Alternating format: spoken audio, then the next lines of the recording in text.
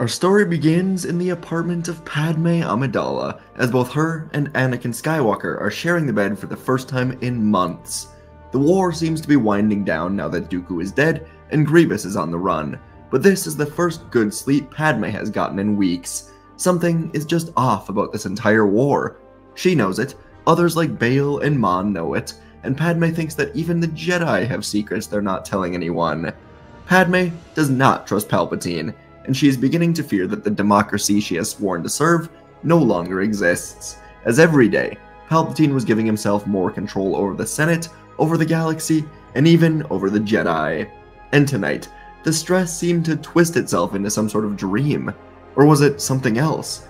As her husband Anakin lay next to her, and he began having his own dreams about Padme dying in childbirth, the Force gifted Padme her own dreams.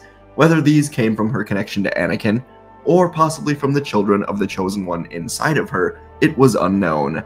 But Padme would begin seeing the horrors of what was to come if she couldn't find a way to peacefully end this war.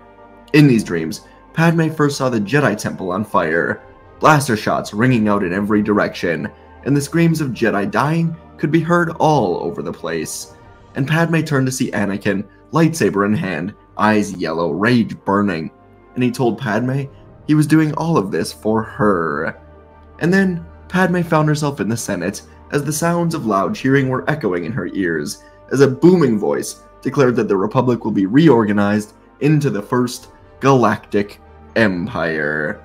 Padme felt immense dread, and she turned to run, but Anakin was waiting at the door. His eyes were yellow, and his body began to burn as it flashed between his human self and some mechanical monster, as Vader yelled at Padme that this was all her fault. And Padme would wake up safe in her apartment, jolting up in a panic to quickly realize where she was. She turned to Anakin, but she quickly realized she was alone. Anakin was gone. So Padme sat up and she moved to the halls and then to the balcony, where she found Anakin looking out at the constant waves of speeders passing by on Coruscant. Even at night, the city never sleeps here, and apparently neither do Padme or Anakin, as Padme approached him, asking if he was alright. And after a bit more probing, Padme would learn that Anakin too had nightmares that were keeping him awake. But as Anakin described what he saw, they were much more concise, while also not showing much of anything at all. Anakin said he saw glimpses of Padme in childbirth, and she was in pain, terrible pain, and it all ended with her dying. Padme waited a moment, then asked a simple question: where was Anakin in his own dreams? And Anakin had to consider it. He didn't see himself next to Padme, but how could that be? What could possibly lead him away from his own wife on the most important moment of their lives? And Padme said she thinks she may have an idea, as she, too, had nightmares. Anakin inclined his head in curiosity, asking if she saw the birth. But Padme said she saw something even worse. It was Anakin, standing in the Jedi Temple as the only surviving Jedi. And Anakin quickly asked if someone is going to attack the temple. Grievous, Sidious, Maul? And Padme softly shook her head. She wanted to grab Anakin's hand, but she was still seeing him as he appeared in her dreams. And so, she told Anakin it was him. He attacked the temple, and he was the only one left. Anakin shook his head, genuinely confused, and he said there's nothing that could make him do that. Nothing. But now Padme did grab Anakin's hand, and she asked, what if it was to save me? And Anakin was left speechless.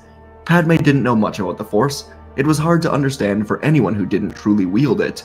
But because of this, she didn't overthink the dreams. She and Anakin both had similar dreams, and so the possibility that they were connected made a lot of sense to her. In Anakin's dreams, he was missing as Padme died, and in her dreams, Anakin turned to the dark side as the Republic seemingly died out. And as Anakin heard this, he became deeply troubled. Deep down, he always knew what he was capable of. There was a voice inside of him, fighting to take over. On Tatooine, when Anakin's mother died, the dark voice took over him. The same thing happened when Dooku was at his mercy, and he simply could not let it happen again. So the two of them would stay up together through the night, and when morning came, Anakin and Padme went to the Jedi Temple together. It was early in the morning when Yoda sat at his quarters, waiting for young Skywalker. The young Jedi had reached out, and he asked to speak, so Yoda granted him this time. But when Anakin entered, even Yoda was surprised to see that he was not alone. The Grandmaster smiled, and he greeted Senator Amidala, and he could sense something was seriously troubling the two of them. Last night, Anakin and Padme talked some more until they decided on something. They must be completely open and honest with the Council about their relationship. If it means having a chance at saving Anakin from the darkness, saving the Republic from an empire, or keeping their child safe, then there is simply no other choice. Anakin was recalling the moments before Padme came down, when he was alone on the balcony. He was thinking to himself about how he would do anything to save her. Anything.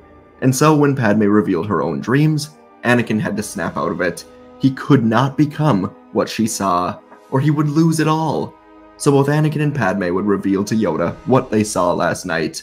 Padme would start, revealing that she saw the Jedi Temple in flames as Anakin stood alone, defeating everyone in his way until he was the only one left. And she saw the Republic being reformed into something else. Something terrible. An empire. Yoda showed no reaction, but his eyes slowly shifted to Anakin as he asked the young boy what he saw. And Anakin said he saw Padme. She was in pain. She died in childbirth. And now Yoda reacted with a long, sad sigh, looking to the floor for a moment before asking Anakin if he is the father of her child. And Anakin nodded, knowing that it's out there now, and so he revealed that he and Padme have been together since his first solo mission that ended with them being on Geonosis. Yoda felt like a fool. Obi-Wan had brought up concerns of Anakin being alone with Padme during that time. But Yoda and Windu decided they must trust Skywalker to do what was right. And clearly, Kenobi knew him better. Yoda also knew that trying to change the future could often cause it to happen exactly as they saw. But he had to try. It was his duty as Grand Master of the Order to protect the entire Jedi Order, along with the galaxy. He simply could not just sit by as everything falls away. So Yoda began putting together a plan. The first step was simple: get Anakin and Padme off-world, as far away as possible from the galactic politics and the stress of the war. Both Anakin and Padme would immediately protest, as Padme said she's been working tirelessly to end this war. She can't just leave with it being finally so close to ending. And Anakin said he needs to be here in case Darth Sidious reveals himself, or in case the Council wants to send him to fight Grievous. But Yoda insisted, saying that if they want to save themselves and the child, then they will leave today. And so, after hours of discussions with Yoda, Obi-Wan, other Council members, and Padme's most trusted allies, Anakin and Padme knew what they must do. They would soon get on a normal transport and fly to Naboo, where they would escape to the lake house that they stayed on before the war. It was well hidden from the galactic politics, and they would leave without telling Palpatine, as the Council told Anakin and Padme that they have reason to believe Sidious is spying on Palpatine. If the Chancellor knows where they go, it is a real possibility that the Sith Lord will know as well, and then their child will be in certain danger. And that was all they needed to hear. And so once Anakin and Padme were off-world, the Council would feel a weight lifted off their shoulders. The question as to the Chosen One's role in all of this was a legitimate question, and the other questions about whether Anakin should be expelled from the Order for secretly having a wife would come later on. That simply was not the top priority in this moment, and Yoda would then inform all of the Council members to return to Coruscant, but do it with secrecy. Padme's dreams about the Jedi Temple burning were more than enough reason for Yoda to bring all of the Council members back. So Plo Koon, Ki-Adi-Mundi, and the rest that were off-world would tell their clone commanders that they were going forward to spy, or that they've just been called back to the command ship, and within hours, all of the Council members were either in the temple, or they were in the Coruscant atmosphere, waiting for their signal from Yoda. And around the galaxy, Republic spies were in full force trying to locate Grievous. The Jedi Council was pouring everything they had into spies to help find him. Everyone knew that once Grievous is defeated, the war should come to a peaceful end. And on Coruscant, Palpatine was expecting Anakin to come to his office this morning, so Palpatine could personally put him on the Council. But Anakin never showed up, and when Palpatine reached out to the temple, he was informed that Anakin was no longer even on the planet, and the Council simply said they could no longer disclose his location. Palpatine considered just taking more power for himself, and forcing the Council to tell him where Anakin is. But there was no time. The Jedi just put everything they had into locating Grievous, and it happened much earlier than anyone expected. The Council found him on Utapau, and Palpatine was informed that a Jedi strike team was sent there, led by Obi-Wan Kenobi. So Kenobi would lead the 212th to Utapau, and Palpatine knew that would be coming soon. Grievous would soon be defeated, and then the Jedi were going to come and demand he give up his emergency powers if and when Grievous is defeated. They were closing in on him, and Palpatine had to continue his plans. On Utapau, before Obi-Wan launched his attack, he contacted Anakin and Padme. They were safe on Naboo, and being away from Coruscant, just with each other, absolutely helped relieve so much of the stress that both of them were carrying. Padme knew that Bail Organa stepped in to lead her delegation of 2,000, and if the time came to represent the Senate against Palpatine, there was no one better suited than him to do it. And Anakin trusted Obi-Wan with his life. There was no one better to end this war on Utapau than him. Obi-Wan said that once Grievous is defeated, the two of them will surely be able to return to Coruscant. And Obi-Wan smiled at each of them, and he gave a look that sort of revealed that he knew all along. And both Padme and Anakin thanked Obi-Wan for always being supportive of them. He truly was a great friend. They told him good luck against Grievous, and may the Force be with him, and the Jedi and Senator went back to setting up the baby's room, while events around the galaxy continued to shift dramatically.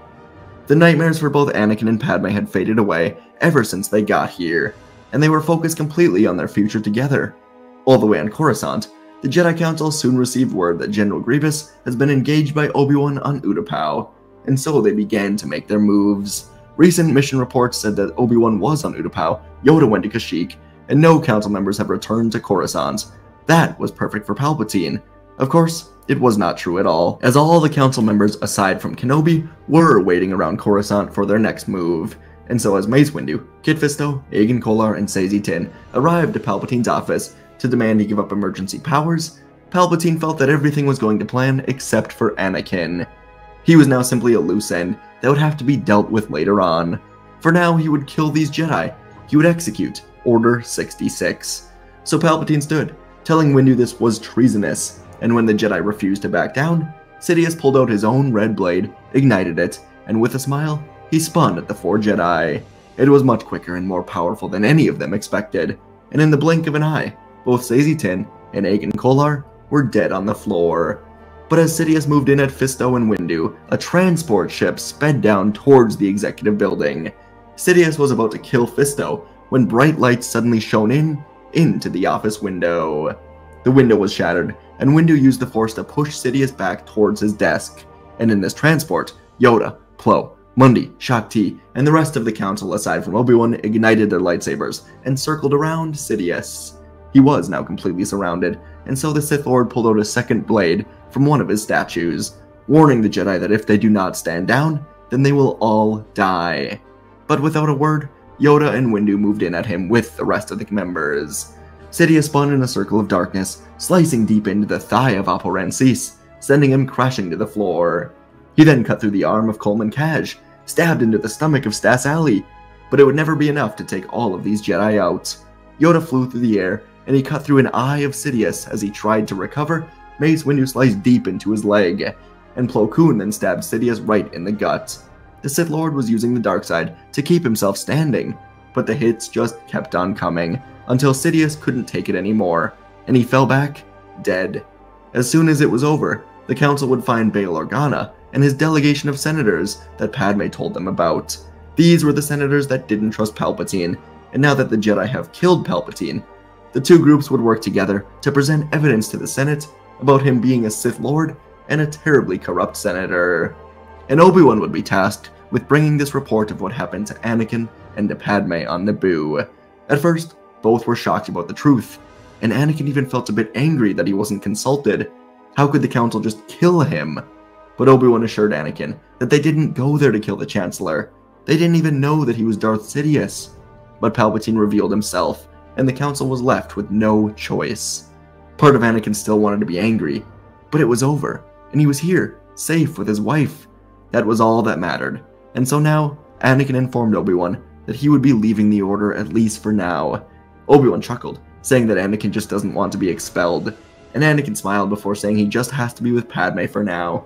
And Obi-Wan, more than any other Jedi, understood this, and he would soon find out that Padme gave a safe birth to the twins on Naboo, and on Coruscant, there were a fair amount of protests over what the Jedi did, as so many people were tricked into supporting a dictator. Some considered storming the temple or the executive building, but Bail Organa and the Jedi would present enough evidence to prevent this from happening. And soon enough, Bail Organa would become the next Chancellor, ensuring that the galaxy returned to peace, as the Clone Wars were officially ended.